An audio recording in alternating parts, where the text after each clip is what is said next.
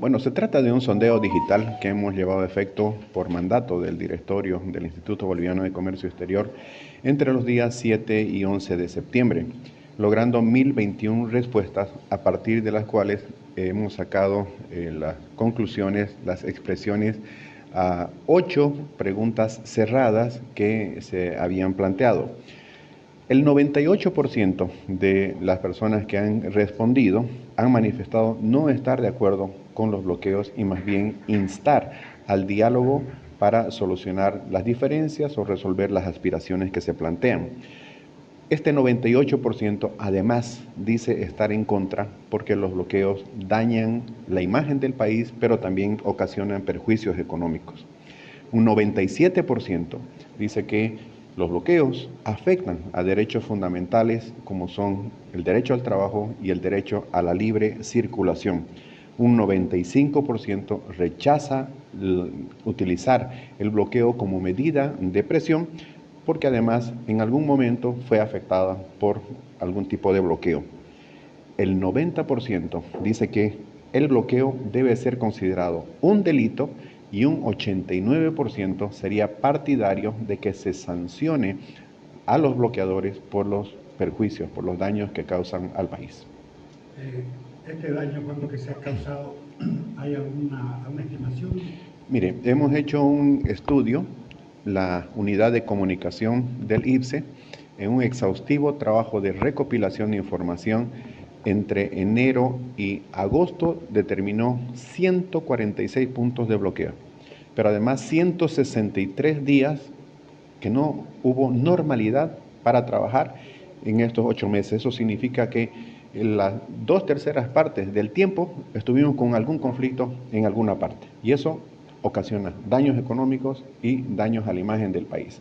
La unidad de estadísticas del IPSE hizo también un estudio y determinó que cuando las dos carreteras que nos unen con Cochabamba y a través de Cochabamba con el interior del país y además vía de salida hacia puertos del Pacífico, solamente por el bloqueo de estas dos vías tenemos un perjuicio diario para el comercio exterior de 10 millones de dólares.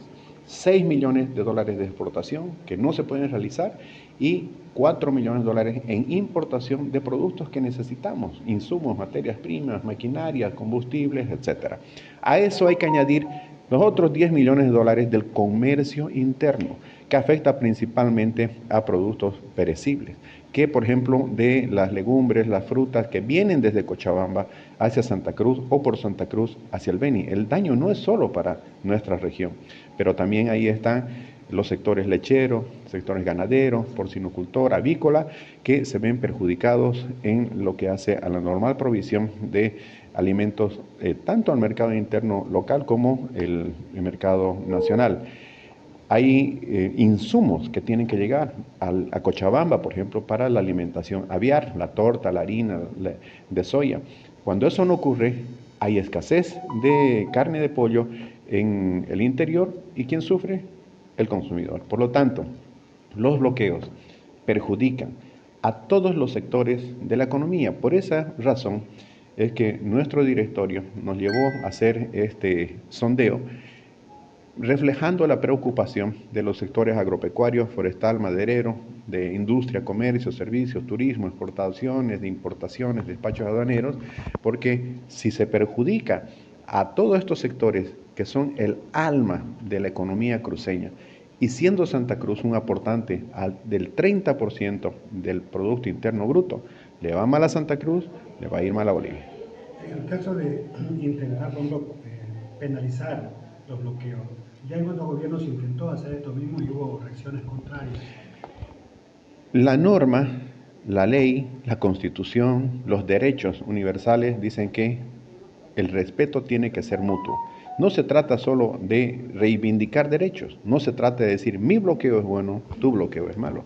Ocurre que el derecho de una persona termina donde comienza el derecho de otra persona. Y eso está consagrado en la Constitución, eso está consagrado en las leyes y para eso existen instituciones que están llamadas a cumplir y hacer cumplir las leyes. Creo que se pueden tomar medidas preventivas, por ejemplo, registrar los nombres de los bloqueadores para ver que de repente nos llevamos una sorpresa de que hay recurrencia de personas en esos puntos de bloqueo. O hacer detenciones solo para efectos de registro y en la recurrencia se puede llegar a ya una sanción. Pero, ¿qué cuando hay un daño efectivo? El abigeato, por ejemplo, está penado por ley. Cuando hay robo de ganado y hay muerte, sacrificio de ese ganado, la sanción penal es de 2 años de privación de libertad. ¿Cuál es la diferencia? Si el ganado muere en el camino o los pollos. De igual manera hay una afectación, hay un daño que se tiene que sancionar.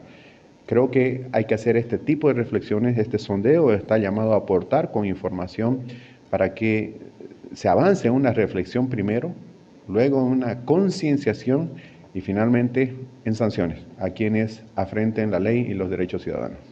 En los datos, estos bloqueos son más, quizás, por ejemplo, de los municipios, más temas municipales o de los barrios, y no así de índole nacional, ¿no?